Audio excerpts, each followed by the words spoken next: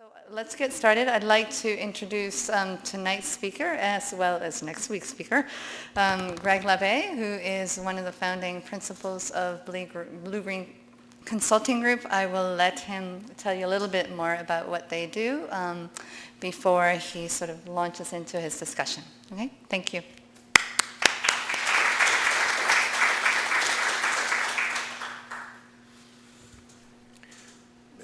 I'm not used to, the lights are dimmed here, so it's, my name is Greg, and I am a building scientist for all intents and purposes, and our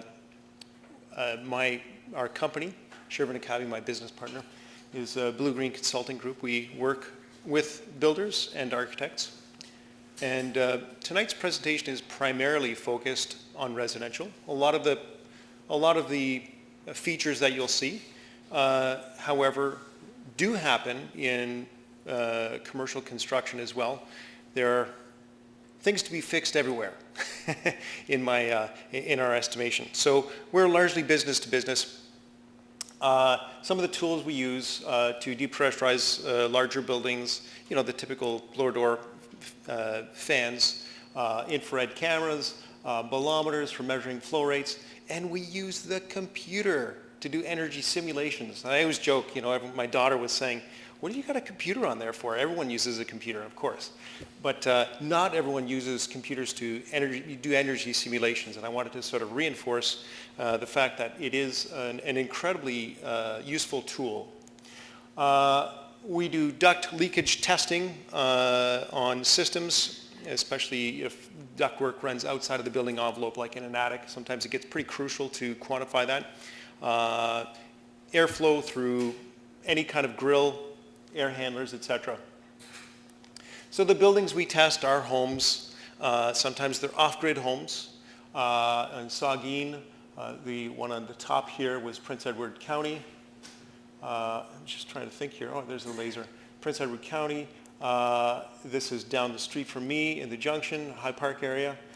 You know, Ontario cottages, there's all manner of buildings we work on.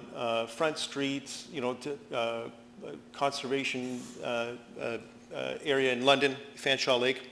X2 condominiums on Jarvis. So we work on all kinds of buildings. So tonight I want to talk to you about you know, I'll introduce PH is short for Passive House Principles, just a little bit on the building science there, and why we want to make houses airtight. I want to talk to you a little bit about ventilation, the benefits of energy simulation, and I want to talk about spray foam. Is it really the silver bullet? And what I've called origami's efficiency challenge. Sometimes the building shape really can compromise the efficiency of a building. We can work around it, but yeah, we'll talk about that a little bit, and I'll show you some examples of what I'm talking about. First of all, some definitions. CFM, cubic feet per minute, everyone understands that. Just think of a basketball volume of air, roughly. One of those thrown at you per minute.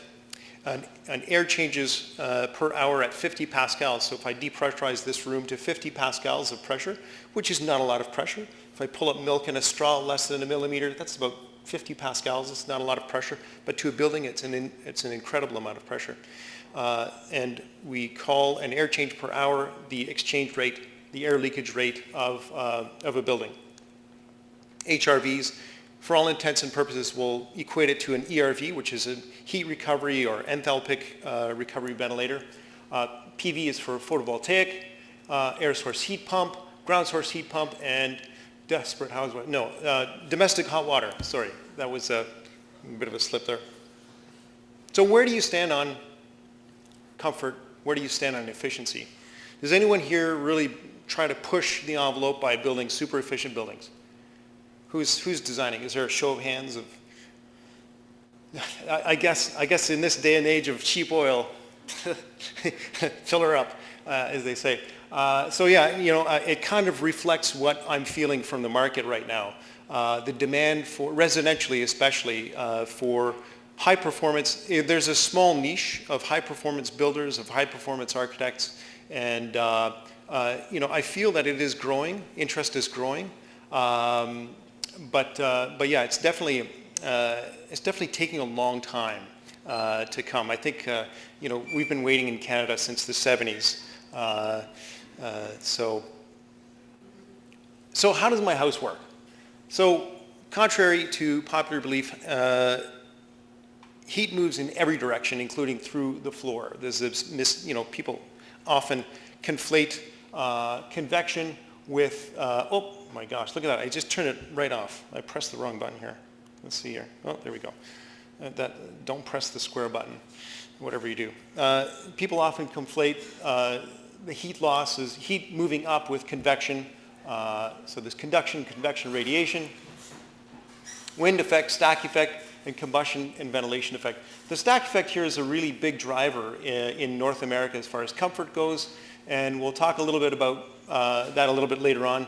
But in terms of air sealing a building, that's really the big driver that makes our, if anyone here lives in the old core of the city, if your house hasn't been renovated, chances are it's at 12 air changes per hour, and it gets pretty dry in the middle of the winter. So, and that's primarily due to stack effect, and of course there's combustion and ventilation effect if you have older appliances that just suck. What Joe Stiebrick, am I allowed to say Joe Stiebrick? I know this is the School of Architecture. He slams architects quite a bit. Anyways, we'll talk about Joe a little bit later on. He's kind of a character, so I'm sure everyone here knows him. So Passive House is really striving to keep it simple. And this firm in Boston, I believe, Albert Reiter and Tightman Architects have come up with fantastic diagrams that I totally ripped off. So in the 19th century, we had our little guy here wearing a sweater. It was, pretty cold in the house, drafty, made a big fire. A lot of the heat went up the chimney. The walls are really thin, not a lot of insulation.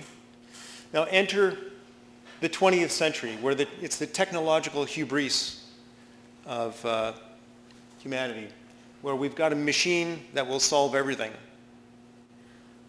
And the insights devised in Saskatchewan in the 1970s, and Rob Dumont, who passed away last week, who really came up with some fundamental principles that had a huge, dramatic effect on the passive house principles, the development of passive house in Germany.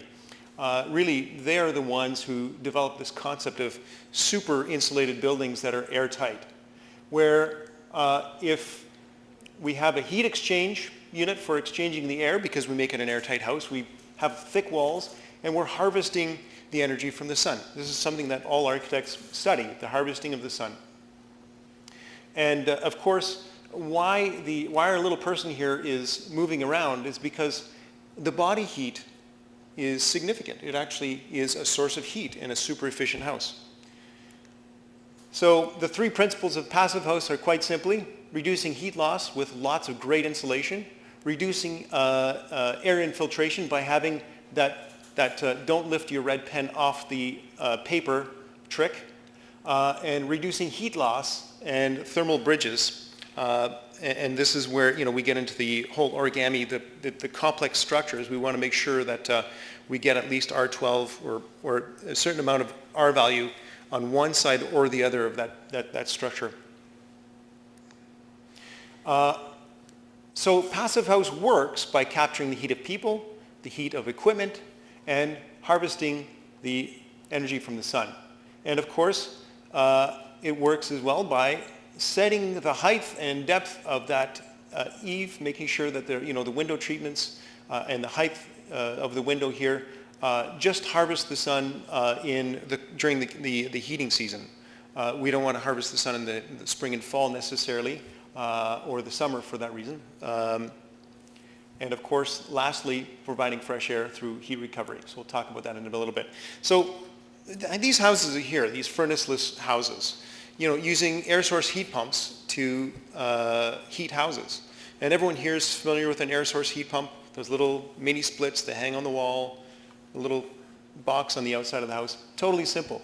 There's no furnace in this house. This builder, Ed Marion in Oakville, has been building a number of houses. There's a number of houses throughout the province that have near passive house performance, and they do quite well with air source heat pumps and using electric resistance as a backup. So our climate is both cold and it's damp. So we get the double whammy of having a very cold climate and moderately rainy or worse. So this really affects how our buildings dry. Our buildings tend to dry to the outside. They can dry to the inside depending on where you put your poly. So why make it airtight? Ed Marion uses this great example of a coffee in a regular cup will stay warm for 15, 20 minutes, depending on the temperature outside. Put it in a thermos, and you can keep it warm for half a day. So this speaks to the technology of having an airtight envelope and having a well-insulated envelope. This simple graph here, the conduction losses are so if we imagine a house with a variable leakage rate, the x-axis is the air leakage in the home, the ACH 50. So passive house is less than 1. So you can see as the air leakage rate in a house starts to increase that it becomes the largest source of heat loss in a modern constructed house built to Ontario Building Code standard. So air leakage rate is a very important aspect to consider if you're trying to build a low energy house. So the benefits of an airtight home include durability, comfort, energy savings, and health. The risks, discomfort, wasted energy, mold, condensation, and callbacks. I've been blessed with having to crawl inside some of the best attics and crawl spaces in Toronto, and Shervin has witnessed me being doubled over with cramps due to what I think was too much mold. It pretty much had to carry me out of a crawl space that had a small lake in it. So we do a lot of diagnostics on houses, new houses and old houses, houses of the rich, houses of the poor, and it is stunning to me that no matter how much money you have, there's still a lot of incredibly crazy things that get built out there. So no one's immune, but what I can say is, the axiom that sustainability is planning. And careful planning is just so key to coming up with a very durable, high-performance building. So if we look at moisture movement, it can be controlled by stopping airflow. So flowing air needs only two things. It needs a hole, and anyone else going to guess what the other one is? A pressure difference. I know you guys are an intimidating crowd. Nobody wants to stick their neck out, but you're going to have to do it later on. So think of a Coke bottle. If I blow into a Coke bottle, I can't get a lot of flow through it. But if I make a small hole at the bottom, I will get flow through the Coke bottle. So that little asterisk is for me.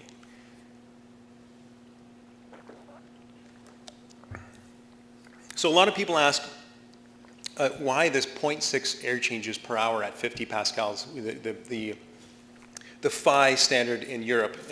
It's a bit of a crazy thing. Passive house in North America has become a little bit messy politically, and it's really unfortunate. A bit of a split between the Europeans and the North Americans, and they're kind of fighting over the standards a little bit. It does a disservice to it, but generally speaking, envelopes with high R values, as I said, have a hard time drying to the outside in cold, moderately rainy climates. So the Germans figured out that 0.6 air changes at 50 pascals, and this is the new, this is the PHI standard in Europe. This is the FIAS standard in North America, a little bit different. Was a maximum allowable air that could be dissipated by an envelope as moisture migrated through a cold envelope with poor drying potential. So just to sort of put things in perspective, my 100-year-old house in High Park has a hole, this big in it, at 12 air changes. It's of course gotten better. I've done something. I'm not that much of a slouch. I've got it down to about 3 air changes now. But so 1980s house, typically 1980s house, it's not untypical for houses built in the 80s to be anywhere from 7 to 10 air changes per hour. Energy Star houses, I don't know if you know, Energy Star, about a quarter of the new houses being built in and around the GTA are Energy Star rated. So it's pretty phenomenal that a large portion of all these brand new houses that are really crazy big are being air tightness tested. So we can wag our finger at tract builders, but they are doing quite a bit. They're missing a lot of good things as well, but typically an Energy Star house will be under 2.5 air changes, depending on whether it's attached or not. And a passive house, 0.6 air changes. Passive house, you can get that hole down to less than 100 centimeters, square centimeters, so it's a pretty small hole. What's a reasonable goal, for an energy retrofit of a 1920s house? Well, you can get it down to 3 air changes. In new construction, definitely easy to get 1.5 air changes if you're paying attention. Less than that if you're really paying attention. So again, the whole concept of taking the red pen, and a lot of architects now in their plans are including a schematic, a wall cross-section where they'll have that red line going through their drawing, showing exactly where the air barrier goes. So we'll start at the top here. Here we've got a 6 mil poly that comes down, is joined here at the top plate, makes it down the wall. Here the air barrier transfers over to the outside through a piece of Tyvek, which is breathable, because you can't put a poly, you can't wrap the header with a poly. It comes down here, another poly, and here header wrap as well. So now we go with only Tyvek on the outside. So the poly in the attic, which is insulated on top, goes across the top plate, joins the outside air barrier, and is sealed here to a sill gasket. And moving right along, the building code, the intent of SB 12 was to try and push everyone towards exterior insulated sheathing. It did a fairly good job of that. It's not done yet. We'd like to see a little bit more outside insulation on these buildings. So here we're using rigid, extruded polystyrene typically as the air barrier on the outside of the house. So an air barrier is of course sealed. So what are the advantages? People ask, well, what are the advantages for a builder in terms of doing it from the outside, from the inside? I'll give you a couple of examples. So if you do it on the interior, you're looking at, let's say 58 holes for plugs. You've got, over here you've got the plugs, there's a penetration there. Okay, that's an inside wall, but outside wall, if you had poly back there, each time you had a screw hole or, for the pipes here, those are all penetrations in the air barrier. Versus the outside, if you do it on the outside, typically we don't have a lot of plugs on the outside. We don't have a lot of penetrations. There's one hose bib, either at the front or back of the house. Maybe the mechanical penetrations on the side of the house. So typically, air sealing the outside of the house, pretty good strategy for making a house airtight because there's not as much, it's not as fiddly in terms of working your way around joists, etc. So the whole idea of respecting air barriers, what do you think? What do you think of when I say an air barrier? Everyone on the job site must be able to ID the air barrier, even at transitions, and that's the tough thing. Like I said, between the poly and the Tyvek, it changes. The air barrier is what is sealed. It's not always the poly. All should be able to draw its placement on a cross section with a red pen in one continuous line. So what's an air barrier? It's kind of a trick here. 6 mil poly can be an air barrier. XPS can be an air barrier. Concrete, depending on concrete or a slab or a wall, is not a good idea because they crack. Tyvek, depending on the type, is actually not an air barrier. It's not classified as an air barrier. OSB, this Timis study out of George Brown College and Building Science Corp is showing that wildly leakiness of OSB. So if you're depending on OSB as an air barrier. There was a passive house being built in the States. They went to do the final air tightness test on the house, and it failed just because the OSB was too leaky. So here's an example of a house being built or being renovated in East York just recently. Greening Homes did it. They won an award recently for this renovation. It's a very airtight house. It was a bungalow before. They put a second-story addition. And what they did was they used Stogold roll-on. It's a liquid-applied air barrier system here. And you can see the floor joists, and this is always the devil in the detail. The floor joists plug in into the structural brick here, and with a liquid applied air barrier, you can get a really nice seal coming up through the piece of timber, and because it laps up with a mesh tape, you get a very durable seal. So you can see here the window bucks. They've all got the 3M flashing tape, blue skin on the outside here. So you can see the texture here of the fiberglass going around the floor joists. So this was a deep energy retrofit that exceeded passive house air tightness requirements. Right here, Toronto, 0.44 air changes per hour with an ELA of 104, equivalent leakage area of 104 centimeters squared. Pretty darn good. So some people, have experimented with roll-on tape versus tape. Generally speaking, Ed Marion, again, this Oakville builder, he has put on a roll. This was a Prosecco? What's the name of the? Or is that a drink? Prosecco? No, I don't know. There we go. So he's got this pink, sort of a roll-on, trowel-on air barrier here for the joints. The problem is you can see there's snow on the ground, and applying it became really tough. So he quickly put that away and switched over to this flashing tape. And again, here he is in the attic. He put plywood on his attic floor. It's all taped here. And the air leakage results, 0.29 air changes, so he's well under 100 CFM square centimeters. So one of the things too we've noticed as we go around testing houses pre-drywall, we like to test houses before the drywall goes on, because once the drywall goes on, you can't do anything. What are you going to do? Like tear down the drywall and seal it up? No, you test the building air barrier when you can see the air barrier. And a lot of times we find fabric air barriers that are completely ripped because they're allowed to flap in the wind, and that repeated fatigue of the membrane breaks it. You can see here it's gone translucent here.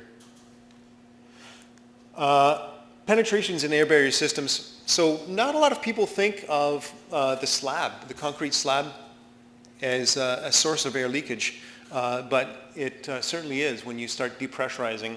That crushed stone certainly allows a lot of air to move through it. So sealing things, you can see here the poly on top of the layers of expanded polystyrene.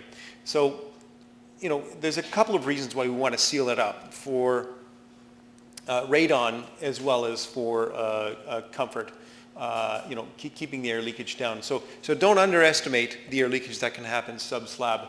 And you'll find it in some pits as well. So if you're looking for a passive house, we've found some pits where literally if you don't fill it with water and stop the airflow coming through the 4-inch perimeter drain, the air coming in through that channel is enough to make a house fail a test. Pot lights, I think everyone here has seen pot lights. I don't think my neighbor's here, but this was at my neighbor's house. Whoa. That's great. I think you should stop before you kill yourself. So this is really unfortunate, because this was a brand new addition that he had the whole house spray foamed, and the contractor put up the drywall, put in the pot lights, and when you think you're doing a really good job, and all of a sudden you get substantial air leakage like that. This is the top floor of a house, so as far as stack effect goes, he's going to be losing a lot of moist air out through the top half of his house, potentially causing condensation and or mold or, whatever. There's all kinds of things that can happen through stack effect when you end up diagnosing these issues. But a simple pre-drywall test could have avoided that. Wood stoves. Wood stoves is never generally something we advocate, especially not in the city. Who needs it? I mean, there's the charm of wood stove. If you're going to do it, make sure it's an airtight wood stove with a door on it. But all these seams in the pipes, here the contractor finally sealed up all the seams here. There it is with the red silicone on it. But they certainly will lower your air tightness test score. So again, gas vent pipes out the side, the B vent out the side, same thing. So they're hard transitions for most GCs to do properly. You can see here they're struggling with the air barrier cement. What do you call it? Acoustical. Thank you. So I want to draw a quick little. So people often look at this and say, well, what does a lintel have to do with the brick ledge? Well, I'll tell you what. This is in Mississauga.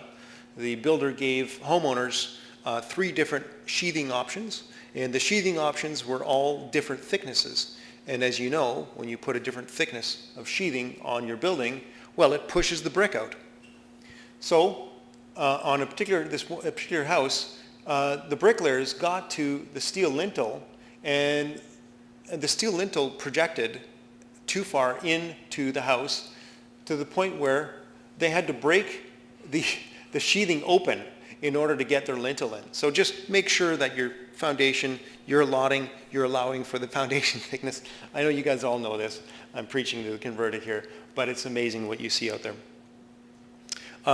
The detailing, the sill pan detailing, we're finding when we do our testing, on commercial jobs, they tend to take their sill pans a little bit more seriously, but in residential, it's anything goes. See, these are 2 examples of great sill pan detailing, using a flexible material here, but typically we don't see that. This is another expandable gasket here, cross-section of window. There's a lot of great products out there to stop the air leakage around the windows. But yeah, the sill pan detailing in order to keep, to drain the rain, as Seabrick says. This is kind of an interesting idea here. This builder in Oakville, Ed Marion, he decided to sort of play using a little bit of symbiosis between this hot water tank and the dryer. So by going all electric, he's avoided the penetrations in the foundation and gets a higher air tightness test score. This dryer here is a condensing dryer. And so when it dries, the water goes down the drain, the little drain line here, and all the waste heat goes into this room. So now we have waste heat in this room. This is an air source heat pump hot water heater made by GE. The top of it is a perforated metal top, and it'll circulate the air in the room, and just like the word air source heat pump says, it sucks the air out of this room and puts it into the hot water, or makes hot water out of it, concentrates it into the tank. So in effect, when you're doing laundry on a Saturday morning and you're drying your clothes, creating heat in here, this thing is wicking back up the heat and putting it into the water. So it's kind of like a feedback mechanism. It's really pretty clever. And if you talk to Ed, he can talk to you about the data ad nauseum. He keeps data. So it's a problem finding data to sort of feed feed the research, feed good practices going forward. So, again, these are kind of novice ideas. This whole notion that the top plates in the attic, how well sealed are. This one here is okay. You can see here they got a little sloppy. The plumbers are never attentive guys. And this one here, well, they rerouted it. They put it somewhere else, and they didn't close it up. This is common practice here. So in the end, you test your shoes, why not test your build is kind of, what we're trying to get at here. Air tightness tests are mandatory in all labeled high-performance homes. Testing it doesn't hurt, it's safe. Homeowners like the added scrutiny, especially pre-drywall. Next, I want to talk to you a little bit about ventilation. Sometimes when I talk about ventilation, people think attic ventilation, they think natural ventilation, they think mechanical ventilation. What's ventilation, A lot of these terms kind of get confused. Balanced versus suck-only ventilation, as Stieber calls it. The house needs to breathe, is that ventilation? What is ventilation? So this is kind of a part where I'm going to ask half of you guys here to answer this question and to take part in my little ventilation experiment. And this half here, boy, this is going to be carnage. So on this half, I'm going to ask you the question, how many cups of water do you need a day to stay relatively healthy? No cheating over here, guys. 8? Okay, great. That's usually the standard number. And I'm going to ask you guys over here, how many CFM, think basketball-sized volume of air, how many cubic feet per minute, so it's a rate, a little bit more complicated question. How many CFM do you need to have not stale air in a house? Any? Thank you for sticking your neck out, but you're off by a factor of 10. Okay, so we'll split the room in half, and on this half, if you guys could refrain from drinking, and on this half, if you guys could just refrain from breathing, I'd really appreciate that. I'm just going to count for a minute here. Yeah, anyways, we know the answer. We know where that's going. So the results of the experiment are simple. I need water. We all need water. We know that. But what's more immediately vital is fresh air. It's fresh air. And it's curious to me when I go to the grocery store and I see, what I presume in my arrogance to be low-income families schlepping carts full of plastic water bottles out of the grocery store. And I wonder, what is it with North Americans who spend so much money? I go for a run down to the lakeshore. There's not one public water fountain anywhere. When I was a kid, there was a public water fountain everywhere. In my school, every public building. So, and I ask you to please put a price on fresh air. It's really something that we need to value a lot more in houses. And to me, so again, the whole concept that we spend water on money on bottled water, but we have complete disregard for fresh air. So the whole concept of houses, houses don't need fresh air, occupants do. And ventilation is not something you let the building shell take care of through leakage. It's not something you take care of through an open window. Ventilation needs to be dosed precisely. And I use the word dose because when you say dose, there's like an implied, you think of medicine, okay? You think of a doctor. And so that's when that 10 CFM comes in. So put a price on fresh air. Houses are getting more airtight, love it or hate it. It's a fact. Exhaust-only ventilation sucks, Warren Stieber. And Stieber, and just a quick concept here, and we'll use the candle as an example. Blowing is better than sucking for ventilation. And why is that? And I ask everyone, well, have you ever tried to suck out a candle? It's the same thing with a vacuum cleaner. You can't move things with the suction, but if I reverse the flow, I can really make waves in the air and really get good mixing. So blowing mixes the room air as opposed to sucking. So blowing is better than sucking.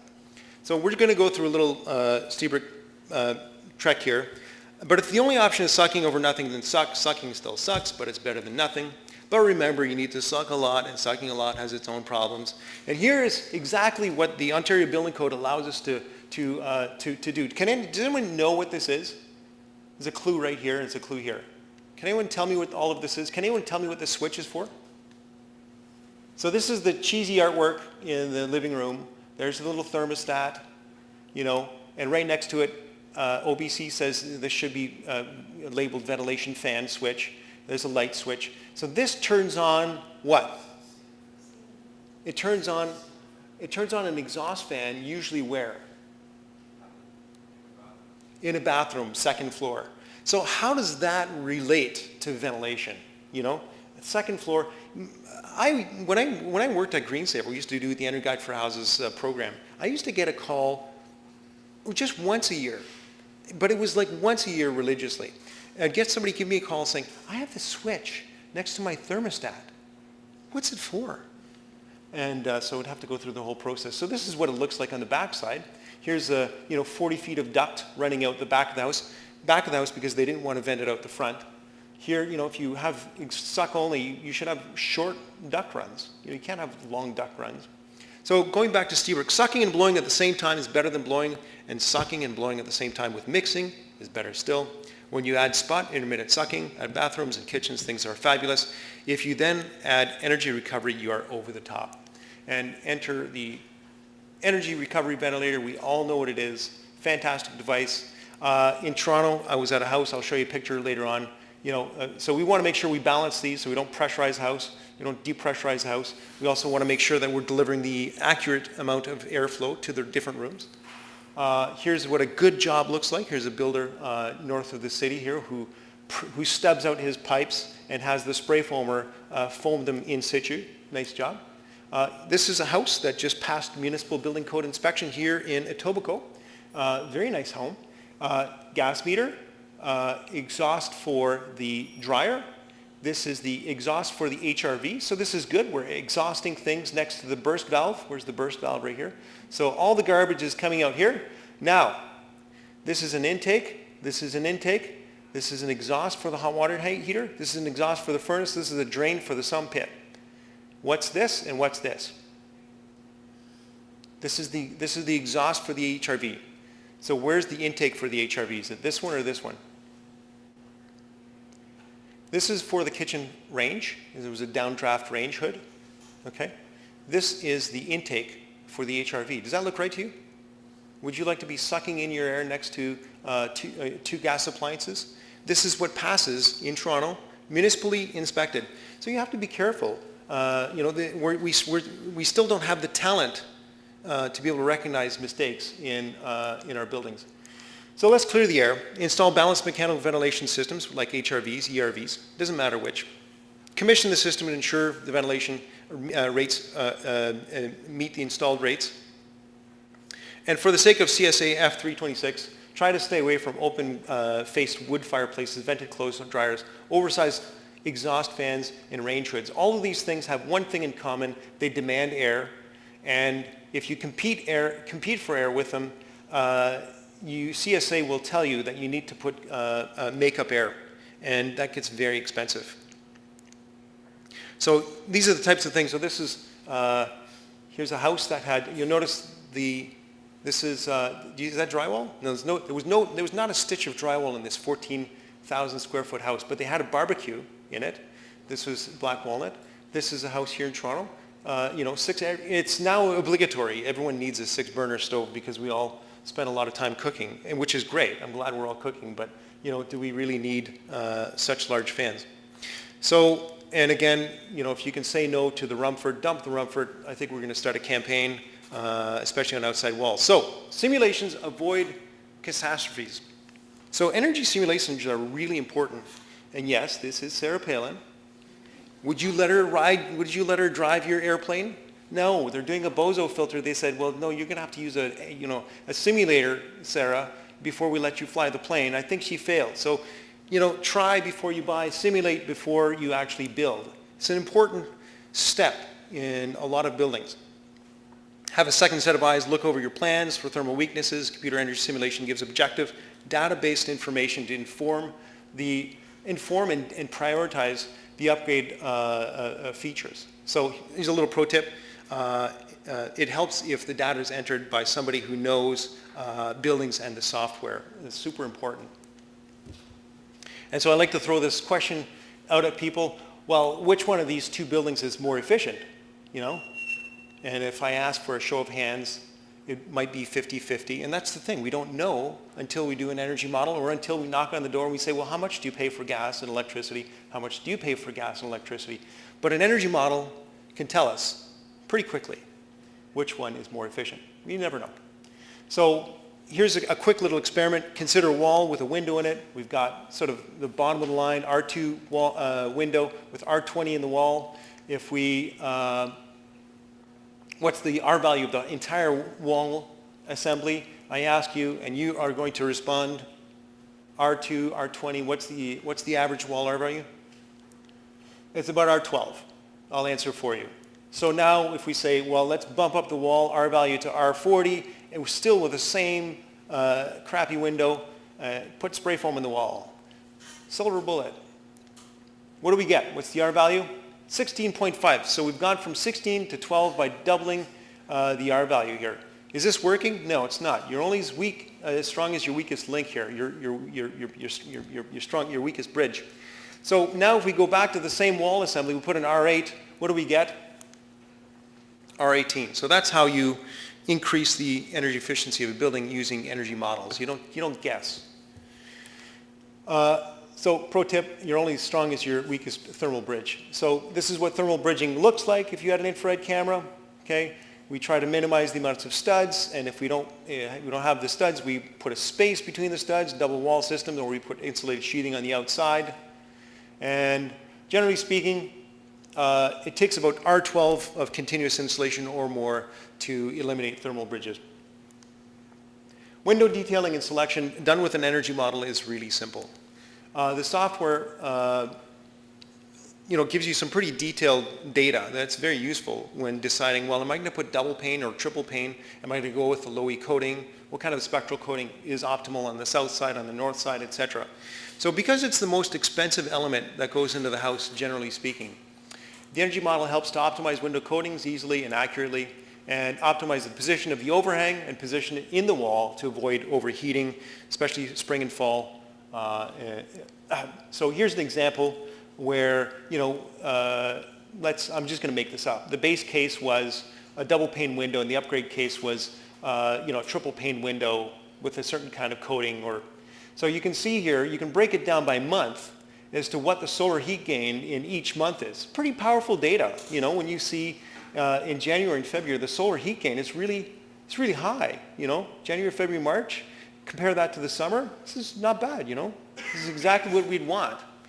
And then comparing two different windows, those same two different windows, we can break it down by elevation. We can look at the net gain versus losses. Here you can see that the base case loses 26,000 megajoules per year, whereas the upgrade case only loses 10,000 megajoules per year. We're going to ask you guys what a megajoule is before you can leave. I'll have to write the units down for that. So skylights are another one of these things that in houses tend to get short shrift. Here, this was a 17-foot tall triangular window shaft with a 20 by 2-foot opening in the ceiling for a 2x4 skylight. And the condensation and unaccounted heat loss in this window is something that somebody's going to have to go back and fix. I know because we go back. That window is orphaned. And a lot of people say, well, let's just put a source of heat inside there, or let's put a return. But then you're introducing an attic in the duct, or a ductwork in the attic. There's a lot of issues with skylights. Clamping poly, this is behind the bathtub, making sure that, here's a good clamping job. Drop ceilings, here's the taping festival, as Shervin likes to call it. Putting tape, taping to foam, you name it. It happens out there. So, at the transition between the foundation and the above grade wall, thermal bridging through. Again, here, thermal bridging, you've got insulation underneath the slab, insulation in the wall, but they've no insulation against the footing. Here was a completely missed opportunity, a little bit sad. The builder just decided that here's the spray foam, the EPS, the concrete slab, main floor. This was a slab on grade, structural slab on grade. It wasn't a structural slab on grade. There was a stem wall here. There was a EPS, a couple layers of EPS put on the outside here, and that door should have really been put in the same plane as the insulation. So a bit of a missed opportunity, a bit of a bridge there. And it's the same thing here. You can see the concrete wall and this stem wall above grade. They put the window right in the concrete wall, and the drywall returns are going to come. And, it's just a weak detail. So making sure that you're getting the window placement, the door placement in your insulation properly. So I love origami. We all love origami, and we want beautiful things. We take care of beautiful things. We need buildings. This is what architects do. They make beautiful things. They make inspiring things that we love, cherish, and will want to take care of. When we take care of things, when we maintain things. When we maintain things, they last longer. So there is an element of love in what we build. Very important. We need beauty. But when we've got a lot of angles, things get complicated for the guys building it.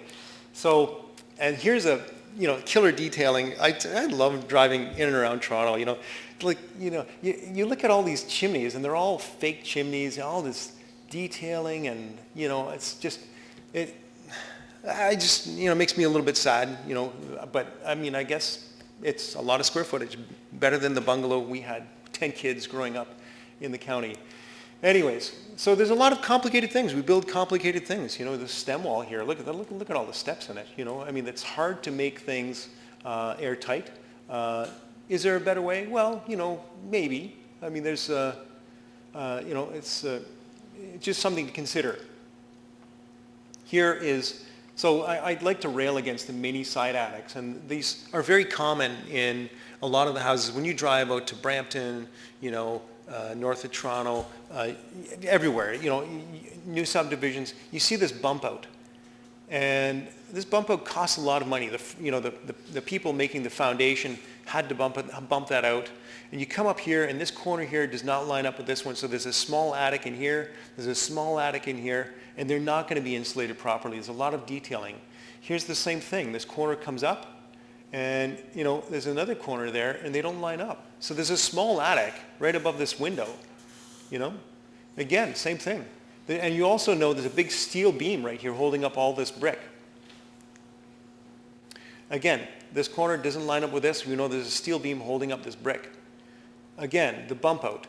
This bump out here, there's a bump out here for the fireplace. It's bump out heaven. It's cool. Everyone's got to have a bump out. This guy's got it. This guy's got it. So, I'll give you a little tour of what tract building looks like right now.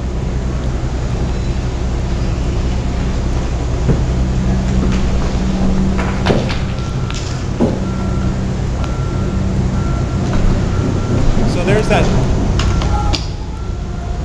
Well, there it is. You can see the sky right there. There's a lot of detailing around that window that needs to be had. And I always joke, once the sink is in, I'm too short. I can't possibly get that Tim Hortons coffee. I'll need a stool, and that's pretty embarrassing. Again, the faux chimney. This is not a real chimney. You can see it's vented out with gas right here. Why? Why did we spend money on that? Double walls. There's a lot of steel in buildings now. Here's a detail of the second floor, main floor, second floor. See a little break here. And there's a bit of detailing here and here. If we take a close-up, we see the I-beam here. It's a lot of thermal bridging happening through there. That can be avoided. Again, this is new construction here. The drywall is just going to go right up against the underside of that powder-coated steel, and I guarantee you'll get condensation on that if the relative humidity comes up too high in the house. That's holding up the second floor brick wall. Again, same thing. This is a small attic above the front door. Okay?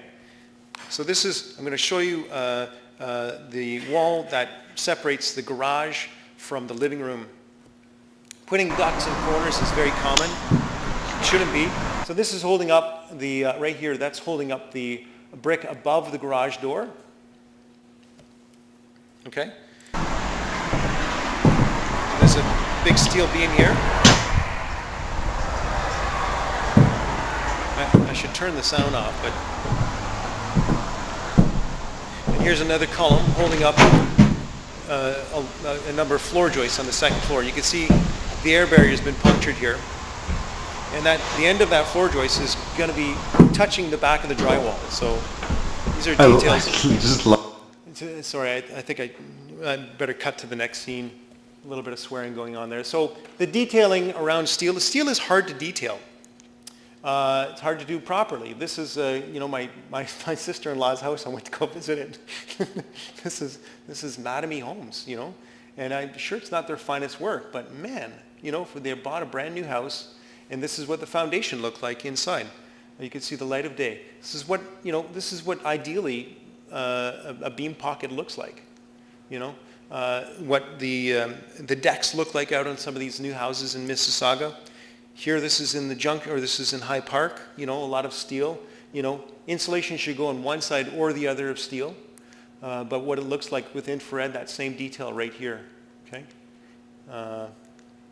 So yeah, a lot of heat loss in that area.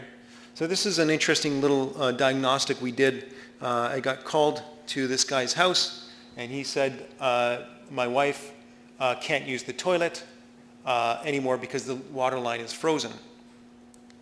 And so we'll go back and we'll look at this. So everyone's got them, right? The bump out is cool. We all have the bump out. We like the bump out. But the detailing is really tough on these features. So she's so cold, in fact, that she has to have a dangerously close to the bathtub electric heater. I hope that's GFI protected. So what do? Under infrared, so we do 2 images, before and after. So this is just a static shot here. I take P1, that line from here to here. Here's the temperature, 14 to, goes up. Temperature goes up a little higher here and goes all over. So now I pressurize the house. So now I'm forcing air out of the house, and you can see the hot spots here. There's a lot of heat coming out, leaking out of the house. You can see it goes up to, -9, So there's definitely a lot more, there's a lot of air sealing detailing that didn't happen here. Again, this is somebody complaining and having to hire a professional to come out and diagnose and tell them how to fix a house that's relatively new, when really the air barrier detailing would have saved a lot of hassle. Here again is, the bump out, a little bump out, expensive foundation. This is what it looks like in the basement. We've got the roll-on diaper. We've got 4 ducts, 1, 2, 3, 4, and there's a header there, so they have to go underneath that header. So there's 1 elbow, 2 elbows, 3 elbows, 1, 2, 3 elbows. So that's 30 extra linear feet of resistance, of flow, or of extra pipe on that duct run. We go to the main floor, and we see 2 of the ducts come out here. Now the ducts, they go up to the second floor. Having a duct on an outside corner like that is very expensive in terms of losing heat and losing pressure as it goes up to the second floor. And here it comes out into the floor. And I ask you, this bump out, what was the reason for the bump out? And is there a better way? Because it's not like a bay window that has a side light that you can say, oh, there's the neighbor's dog again, he's in the roses. You can't do that here. It's only one window looking out the back. And I'm going to throw it out there that instead of paying all this money to jog the foundation out, the brickwork, the framing, the detailing, why not spend it on great cabinetry and just have built-ins on the inside that just project into the room? And doesn't this look so much better? It's the same thing. You get the window. This is much more cozily laid out, But I think that's the design intent. So, yeah, there's a lot of complexity out there. So specifications, if it's not in this, if you don't put it in the contract, you can't compel anyone to raise the bar. So spray foam is another one. Test and inspect your foam. We always get called to diagnose problems once the homeowner is living in the house. Here the builder is on his hands and knees in the attic. Good builder here in Toronto. Just checking it out. You can see here along the chimney there's mist spots. So spray foam it's a different concept because board foam is manufactured in an ISO 9000 facility. I don't know, I'm making this up. When you spray foam, that person pulling the trigger is manufacturing in situ. So the standard wants that foam to be heavily regulated because we're manufacturing something on site. Everyone's seen the CBC and CTV scares on spray foam that has gone all, it smells like fishy, etc. So, we're afraid of having that foam go off. So we really try to regulate that industry. But foam is manufactured on site. So you want the guy pulling the trigger to really be intelligent. They need to take care of their equipment. They need to know what they're doing. And I always say, don't hire the spray foam company. Hire the sprayer. Hire the person pulling the trigger. That's the really important person who gets paid $20 an hour. Ideally, the substrate is the continuous air barrier, not the foam itself. And we see it time and again when people rely on foam as an air barrier, especially with laminated studs, etc. Here we see, yes, that's my arm, hairy. And you can see here it's delaminating. It just did not stick to the substrate. Big pockets. Here, the wood, the minute you throw a spike into a wood on a construction site, sometimes it's so wet it spits back at you, And here you can see the half-pound foam is delaminating already on this window. So here, we've got half-pound foam, it's just a festival. 1, 2, 3, 4 different types of products, all trying to air seal that detail. Yet we know that the air is going to go behind that piece of wood and and between the flange and sneak out there.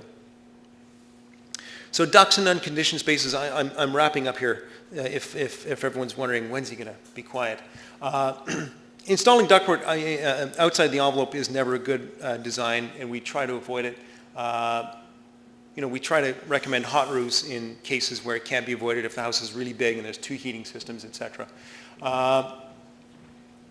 So Building Science Corp explains it quite nicely. If you pull in through an air handler unit, if you pull in a basketball-sized volume of air, oftentimes you'll lose golf ball sizes of air through duct leakage into the attic, and then you'll get tennis balls of supply back. So really, the accounting is not there. What goes in does not always come out. And the result is usually a lot of hot, humid air in the attic, and that's when we get called in to remediate ice dams in wintertime. Here's a 4,000 square foot footprint house and with a mess of attic ductwork. I had to go back 4 times to this house. The spray foamer had to be called back 4 times to come back to this house to touch up ductwork that wasn't sprayed properly. And ductwork, I don't know if any of you guys have gone to Home Depot or to Don Park. When you pick up ductwork, it's got a film of oil on it. And I'm not sure if that's a manufacturing just to make sure they slide a little bit or they don't oxidize. I don't know I'm not sure what it is. But that film, to me, is like the butter in my cast iron frying pan. It's, how am I supposed to stick foam to it? And so I'll show you some examples. Here's an elbow, a takeoff.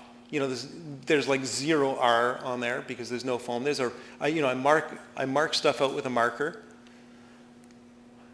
Here is a gas vent that was been encased in foam, and here we've gone to such great lengths to make sure that there's a fire barrier, an ignition barrier between the vent and the rest of the attic. But here we just encase it in foam.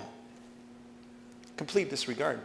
And here's some other earlier shots here. I spray painted it orange so they could find it later on. But blisters in the foam, and I think this is the sort of butter on cast iron frying pan analogy here. This is what they look like once you pressurize the system with an infrared.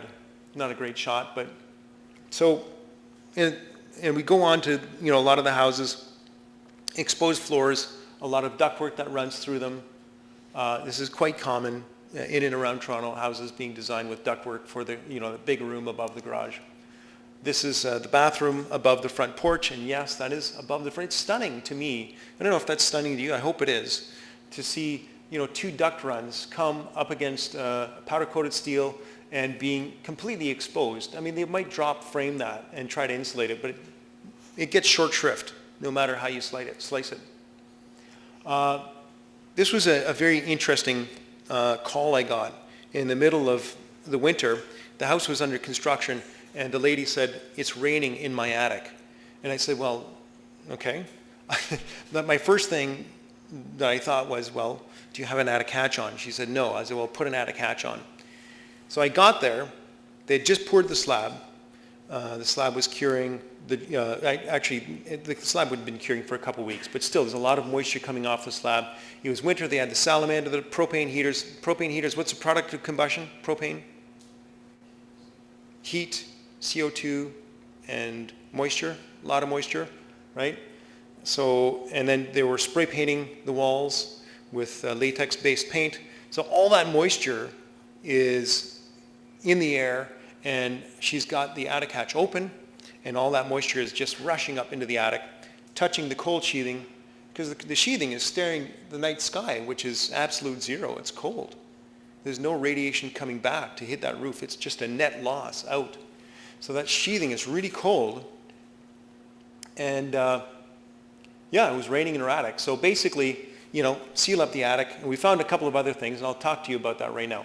This is the last point right here. This little transition, this is the height of the ceiling here, but there was like a little 45 piece of cathedral ceiling, and that to me was an interesting little bit. This is looking down it from the top. You can see the cellulose in the attic here, the drywall, the ceiling joist, there's the rafters going down, there's the vent chute, the top of the vent chute, and they spray foamed the back of the vent chute, but they didn't join it to the air barrier, which is the poly in this case. So they should have put blocking in there. What was happening in this case was that the air was, they should have just put some blocking there. What was happening is the air, this drywall would warm up and convectively would lose all of its heat up in the attic. So it's as if this section of drywall was effectively uninsulated. That's it. That's all I have to say. And thank you very much for listening. And do you have any questions?